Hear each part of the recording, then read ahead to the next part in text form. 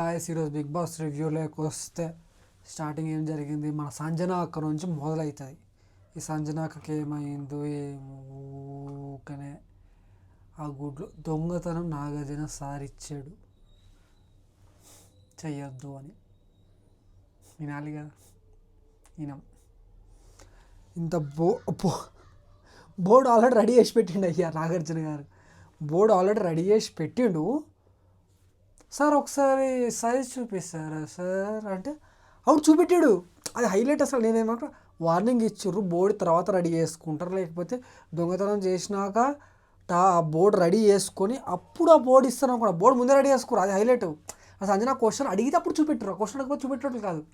అంటే big boss అసలు వేరే. అసలు ఏం చేసింది అక్క, ఏ కుక్కలు ఒకటి వినిపిస్తలేదా మీకు? ఓకే, గుడ్లు దొంగ 6 గుడ్లు. ఫ్రెండ్స్ మీకు కూడా చెప్తున్నా వినండి. ఎప్పుడైనా మనం తినే ఆహారము, నేను చెప్పేది మంచి పాయింట్, లాగ్ అనుకోకండి.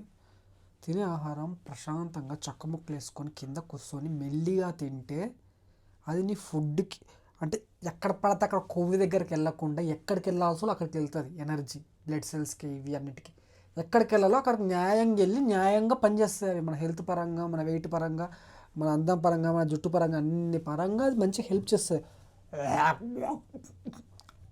ఇట్లా తింటే నీకు ఎక్కదు. గుడ్డు కూడా ఇట్లా ఇలా తినేది ఎందుకు? ఎనర్జీ, ఆరోగ్యం బాగుండడానికి, హెల్త్ పరంగా, ఎనర్జీ లెవెల్స్ అన్ని విధాలుగా, ఫ్యాట్ అవి ఉండవు. నువ్వు ఇలా తింటే అది ఎక్కడ పోతుందో తెలుసా? ఫ్యాట్ కింద మారిపోతుంది. సో అది చాలా హెల్త్కి మంచిది కాదు. మీరు కూడా మెల్లిగా తినండి. పీకే పని ఏం లేదు. మనం పీకే పని పీకచ్చు, నీకు టైం చాలా ఉంటుంది తిన్న తర్వాత కూడా, అప్పుడు పీక్కు. నువ్వు ఫుడ్ దగ్గర టైం సేవ్ చేస్తున్నావు అనుకోకు. ఫుడ్ దగ్గర టైం సేవ్ చేసిన ఫాస్ట్ తింటావు అంటే నువ్వు గుడిచిపోతున్నావు అర్థం. సో మెల్లిగా తినండి, మంచిగా తినండి, కాన్సన్ట్రేషన్తో చేసి తినండి. అందుకే బోర్ కొడుతుంటే ఎవ్రీ 2 అవర్స్కి కొంచెం కొంచెం తినండి. కొంచెం డైజెస్ట్ కూడా మంచిగా అవుతుంది, బాగుంటుంది, ఈజీ జరుగుతుంది. కానీ ఒకేసారి ఫాస్ట్గా తినకండి. సో తినేసింది 6 గుడ్లు, ఒప్పుకోవట్లేదు. అందరికీ ఆమె మీద డౌట్. భరణి కోపం మీద ఉన్నాడు. ఆ మాస్క్ మ్యాన్ అయితే ఇదే మీ ప్లేస్లో మా అమ్మ ఉంటే ఎలగొడతా అన్నాడు. సో ఇక అలా అయింది. భరణి గారు ఫాస్ట్ చెప్పాలి. భరణి గారు కూడా కొంచెం ఫైర్లో ఉన్నాడు. ఇమాన్యుల్ నేను నీకు సపోర్ట్ చేస్తే నువ్వు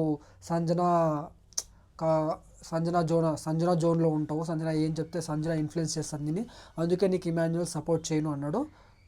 ఒక విధంగా అది కరెక్టే. అంటే మనోడు కరెక్టా అంటే కరెక్టే, కానీ కరెక్ట్ అవ్వకపోవచ్చు, కానీ కరెక్ట్ అయ్యి ఉండొచ్చు, కానీ కరెక్టే. సో ఆల్రెడీ ఫైర్ మీద ఉన్నారు. సంజన మీద చాలా ఫైర్ మీద ఉన్నాడు. ఫైర్ మీద ఉన్నప్పుడు సంజన క్లోజ్ అవ్వరు ఇమాన్యుల్. సో ఆమె ఎవరికి నచ్చట్లేదు. ఇమాన్యుల్ మంచోడే. ఇప్పుడు ఇమాన్యుల్ సపోర్ట్ చేస్తే ఇమాన్యుల్ ఆమెకి వెళ్తే ఆమెకు ఎవరు నచ్చట్లేరు. అసలు ఆమె అంటేనే చిరాకులు వేస్తుంది అందరికీ. సో అలాంటి టైంలో ఇమాన్యుల్కి ఎవరు ఎందుకు సపోర్ట్ చేస్తే అస్సలు సపోర్ట్ చేయరు. సో అది ఎగ్జాక్ట్ కరెక్టే. బెర్రీ చేసింది 100% కరెక్ట్. ఆయన విషయంలో తప్పే. ఆయన థింకింగ్ ప్రాసెస్లో కరెక్ట్గానే ఉన్నాడు. మనం వర్షం చేసుకుంటూ ఉండాలా. ఇప్పుడు నేను వర్షం వేస్తున్నాను, నా మీద నీకు నమ్మకం లేదు, నేను నీకు ఇస్తాను. సరే నా మీద నీకు నమ్మకం లేదు, ఎందుకంటే నేను నిన్నే ఎలిమినేట్ చేస్తాను నేను అనుకుంటున్నాను. అప్పుడు నువ్వేం చేస్తావంటే ఆ బాక్స్ తీసుకొని గ్రీన్ బాక్స్లో పెట్టేస్తే నాకు ఎవరిని ఎలిమినేట్ చేసే హక్కు నాకు లేదు. సో ఏమైంది? ఇదే కదా, ఇదే అనుకుంటున్నా, కానీ ఒక తప్పు అయితే అర్థం చేసుకోండి, ఆ తప్పు అయితే కామెంట్ చేయండి. సో ఇక ఏమైంది, ఇక అందరూ ఇట్లా వచ్చారు. డెమోన్ వచ్చిండు.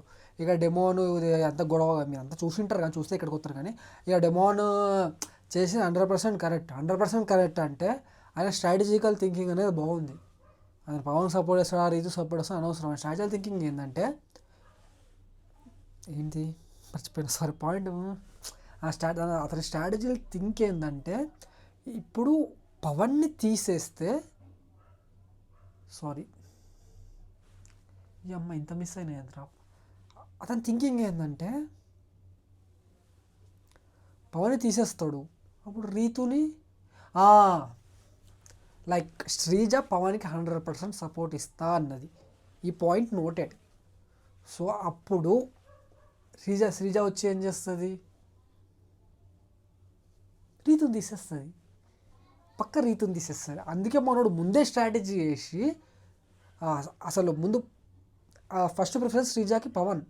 సో పవన్ కోసం పవన్ కోసం శ్రీజ పవన్ కోసం రీతుని తీసేస్తా అని చెప్పేసింది.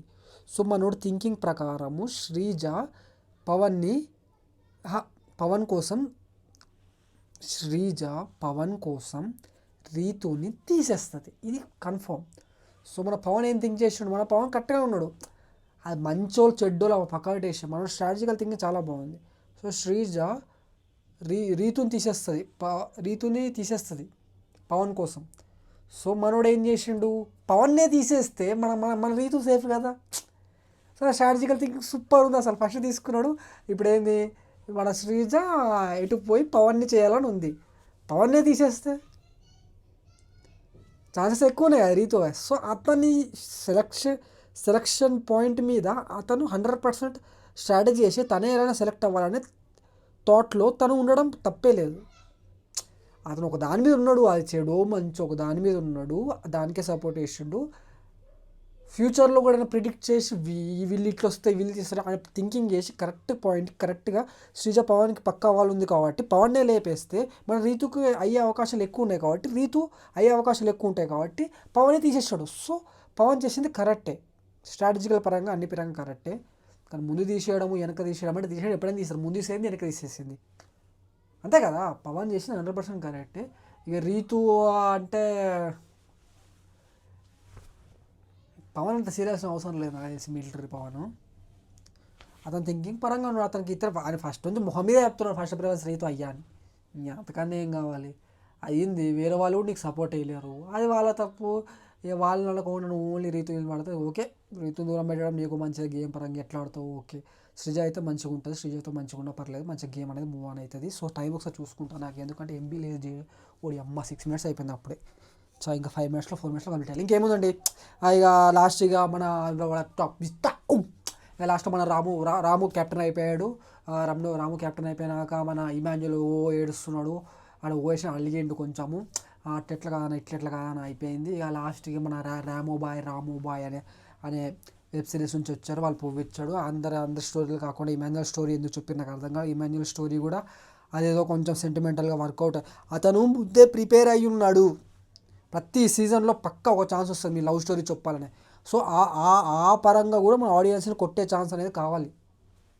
అది రియలో కాదో కానీ ఏదన్నా ఒకటి నిలబడిందా, నాకు తెలిసిన వాళ్ళు సీక్రెట్ టాస్క్ పెట్టినా లేకపోతే లవ్ అని ముందు ప్రిపేర్ అయ్యి వచ్చాడయ్యా. రేపు ఒకవేళ స్టేజ్ మీద వస్తారో తెలియదు, ఆమె వచ్చినా కూడా ముందే మన పరిచయం ఇలా అల్లుకుంటా, ఇలా సెంటిమెంట్గా వర్కౌట్ అవుతుంది. సో ఇలా ప్లాన్ చేయండి. సో ఓటు పరంగా ఇంత ఉంటా వాళ్ళ ఫ్యామిలీకి ముందే మొత్తం అంటే ఏంటంటే ఎవ్రీ సిచ్యువేషన్ వాడుకుంటున్నాడు కరెక్ట్ తోపు. అది రియల్ కాదు, నాకైతే కొంచెం 50% డల్లా అనిపిస్తుంది. డొల్లా అంటే ఫేక్. ప్రతి సిచ్యువేషన్ వాడుకుంటున్నాడు. గేమర్ అంటే ఇమాన్యుల్ నిజంగా ఎవ్రీ సిచ్యువేషన్ మస్తు వాడుకుంటున్నాడు. అట్లా అయిపోయింది. ఇంకేముంది ఇంకా చెప్పాల్సింది ఏముందబ్బా. సంజన రేపు నాగార్జున గారు వేసుకుంటారు, అది తెలిసిందే అయ్యా. బోర్డు వేసి కొంచెం వార్నింగ్ ఇచ్చి ఇప్పుడు ఫుడ్ దొంగతనం అండి. నాకు బీపీ వస్తుంది. వాళ్ళందరూ తింటుంటారు అబ్బా, కొందరు గుడ్డు, అది ఎనర్జీ, అది వాళ్ళందరూ దొబ్బేసి తింటే నీకు అది కరెక్టా? వేరే దొంగతనం వేరు, బట్టలు అవి వేరు. ఫుడ్ వాళ్ళు సరే ముందు తినడం వేరు, సరే ముందు ఎప్పుడో తినడం వేరు. గుడ్లు ఉన్నాయని నేను గంట నుంచి వెయిట్ చేస్తున్నా, ఇప్పుడు గుడ్డుతో అన్నం తింటారు అబ్బాయి అని. తీరా తినే టయానికి వెళ్తే ఆడ గుడ్డు ఉండదు, ఎంత కోపం వస్తుంది. మైండ్ బేజా ఫ్రై, పిచ్చ కోపం వస్తుంది కదా. అది కరెక్టా? మనుషులు అందరు తినే హాఫ్ అన్ అవర్ ముందు పోతే ఎలా? సరే నేను నైట్ పోయింది, ఈరోజు మధ్యాహ్నం తింటే నైట్ ఎట్లా గుడ్డు లేదు అమ్మ పోయింది అని ఏదో ఒక నార్మల్ తింటారు. అదే ఆశకురుపులు అంటారు చూడ, అది ఏమాడుతుందో ఏమో, అసలు ఏమొచ్చింది దాని వాళ్ళ కంటెంట్. వద్దులే సంజయ్ గురించి ఎంత తక్కువ ఇస్తా మాట్లాడాలి. అసలు చెప్పాలంటే ఇక ఏదో చేయాలి, తీసేయండి ఇక. సంజన ఇక మీరు ఎలిమినేట్ అయ్యే దగ్గరగా ఉండాలనిపిస్తుంది. అసలు గ్రాఫ్ పడిపోతుంది, పక్కా రాసి పెట్టుకోండి. ఇలానే చేస్తే గ్రాఫ్ పక్కా పడిపోతుంది. అండ్ అందరూ అంతమంది ఓట్లు వేస్తారు కాబట్టి మీరు సో పక్కా ఇది అవుతుంది. ఇక నా ఫోన్లో స్టోరేజ్ లేదు, ఎక్కువ మాట్లాడలేను. ఇక పెద్ద హైలైట్స్ కూడా ఏం లేవు. ఇక హైలైట్స్ ఉంటే ఎప్పుడు అయిపోతావు నాకు తెలియదు. హైలైట్స్ అయితే చెప్పుకుంటూ వెళ్ళిపోతా. ఇక హైలైట్స్ అంటే చెప్తున్నాను కదా, డేమన్ పవన్ స్ట్రాటజీ అనేది సూపర్ ఉంది. అతని స్ట్రాటజీ కూడా అతను నిలబడ్డాడు. ఎందుకంటే ఇప్పుడు ఒకరికైనా పర్ఫెక్ట్ ఉన్నాడు కదా, రీతుకు పర్ఫెక్ట్ ఉన్నాడు. ఆ స్ట్రాటజీ చేసి మళ్ళీ రీతు సైడ్ ఉన్నాడు, ఎటు సైడ్ ఇస్తారు. సో రీతు అయినా పక్క 100% ఉన్నట్టు వీడు నాకు ఇంతగానం స్ట్రాటజీ చేసి ముందు థింకింగ్కి వెళ్ళి మరీ ఇట్లా ప్లానింగ్లో ఉన్నాడు. ఒకరికి ఉన్నారు అట్లా. శ్రీజ కూడా అంతే, ఎవడేమైనా పర్లేదు నాకు పవన్, మిలిటరీ పవన్ కావాలనుకుంది. ఇప్పుడు శ్రీజ అంత పవర్ఫుల్, అంత యాటిట్యూడ్తో పవన్ మిలిటరీ పవనే ఉండాలని కోరుకుంది శ్రీజ. అలాంటప్పుడు పక్కడికి అట్లానా, నేను ఒకరికి నిలబడతా, గట్టిగా నిలబడతా, నా ప్లాన్ లేసి నిలబడతా, ఎవరు ఎట్లా పోయినా అని డెవన్ పవన్ నిలబడ్డాడు. ఇక ఫ్రెండ్షిప్ అంటే అవి అర్థం చేసుకోవాలి కొన్ని, మిలిటరీ పవన్ కొన్ని అర్థం చేసుకొని అట్లా వెళ్ళిపోవాలి. నేను ఒక్కటే చెప్తాను, రీతు పెద్ద తోపు అని చెప్పట్లే, డెమోన్ పవన్ స్ట్రాటజీ కరెక్టే, డెమోన్ పవన్ ఉండదు కరెక్టే. ఇక శ్రీజ చెప్పాలంటే నేను ఇట్లే ఉంటా టాక్ అన్నది. మనోడు అవునా దక్ దక్, నాకు ప్లాన్స్ ఉంది, నాకు తెలివి ఉంది, శ్రీజ ఎలా వాళ్ళో నాకు తెలుసు అని మనం స్ట్రాటజీ చేసిండు, మొత్తానికి అనుకున్నది సాధించిండు. డెమోన్ పవన్ అయితే సూపర్ అసలు. ఇక శ్రీజ మంచిదే, ఆమెను ఏమనలేము. మిలిటరీ పవన్ కొంచెం ఎక్కువ వచ్చింది. ఇక తనుజాది ఏం లేదు, భరణి సార్ ఇక మనోడికి సపోర్ట్ చేసిండు. ఎవరికి సపోర్ట్ చేసిండు, అదే రాను రాముకి సపోర్ట్ చేసిండు. మంచిగా మధ్యలో బాండ్ నాకు ఇంతవరకు ఎప్పుడు కనపడలేదు, ఇప్పుడు బాండ్ మంచిగా ఇట్స్ ఓకే. సుమన్ అన్నది ఏం లేదు, ఇక ఏముంది, రీతు అయిపోయా, శ్రీజ అయిపోయా, పావన అయిపోయా, సంజన ఇక ఫుల్ ఓవరా గురించి మాట్లాడి వేస్ట్ అంతే. ఇక సభకు నమస్కారము. ఇక good night, take care, sweet dream. Subscribe చేయండి, లైక్ చేయండి, హైప్ కొట్టండి, షేర్ కొట్టండి, ఏది పడితే అది కొట్టండి. రివ్యూలు ఇంకా మంచిగా ఇస్తాను. So love you all, thank you all, bye.